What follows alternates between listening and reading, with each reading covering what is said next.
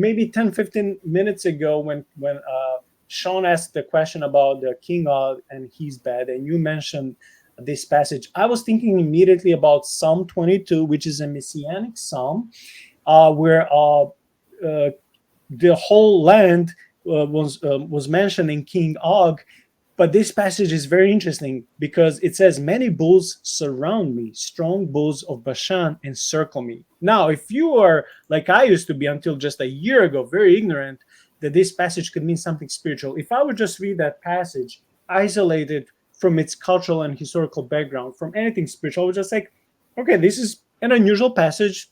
And I would think that bulls are just a regular, type of animal, just bulls, and that's it. I would just go and continue reading further. But with this context of King Og and everything we'll be reading, we can see that because this was a messianic psalm, right? So it was talking about Jesus. We are actually seeing what we don't know now, because again, the church in the West has lost this supernatural aspect, that Jesus was wrestling with the powers of darkness, with the demonic entities, and kind of like this fallen Elohim, small e, deities and gods. And when he says this bulls of Bashan have encircled me, so in a spiritual way, it could have mean that this is why I learned, and this is what I'm leaning now, that Jesus was surrounded by these demonic foes who were surrounding him, but of course he overcame them. Now we can dedicate a whole episode how he overcame them. Was it in the harrowing of hell? Probably where he was between 30 days when he died and resurrected. He was subduing these forces. He was defeating the Satan, taking the key of Hades, ascending and taking the saints with himself. Sherman and some other people were my guests several months ago when we dedicated 2 episodes on the harrowing of hell, and they explained this in great lengths. So I don't want to dwell on that. I just wanted to mention Psalm 22, especially verse 12, because you and Sean mentioned it. I'm like, this is a cool, addition to what you guys have been talking, that those bulls of Bashan, knowing that King Og was not a regular human being, brings another supernatural aspect that we should not forget. And the whole Bible is filled with those little things that if we don't know, we can just read and think and assume in our 21st century American mindset or European or whatever, it just, that's just a bull, it's just an animal, and go further down. But it actually has weight and has depth. It does. It does. We don't know. And he mentions Bashan, you're spot on. He mentions Bashan to call us back to the story of Og of Bashan, because the specific deity that Og was connecting himself to was, a bull deity. And so it is calling us back to that story, and it is showing us that he's engaged on the cross. He is engaged in battle with the demonic powers. St. Athanasius says that Christ ascended the cross because Satan is described as the prince of the power of the air, and so on the cross he's able to do battle with Satan in Satan's territory, the territory of the air. So he's ascended so that he can do battle, and doing battle in the air, he conquers Satan in the air.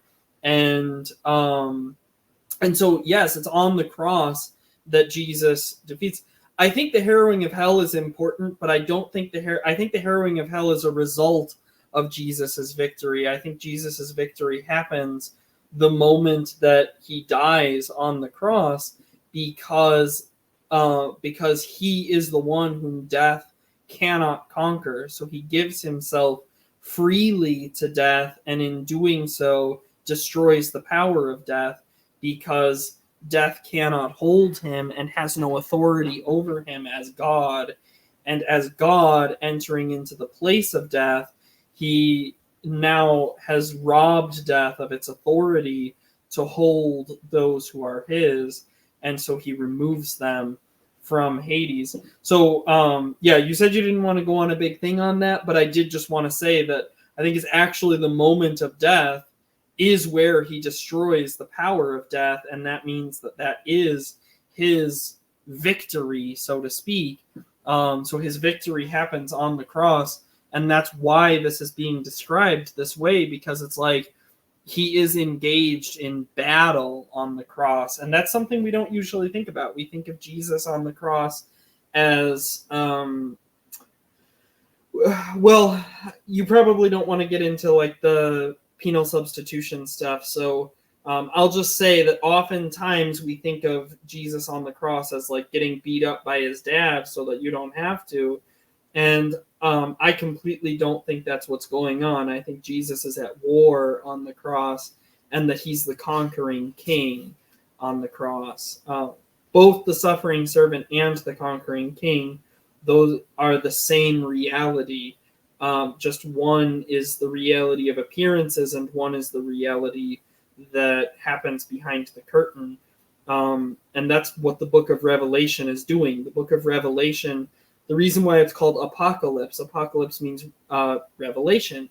It's revealing the gospel the way it really happened. So Jesus is the lamb who is slain. That is true. But that lamb is a conquering lion. When we pull back the curtain, that lamb is the lion who destroys the power of hell.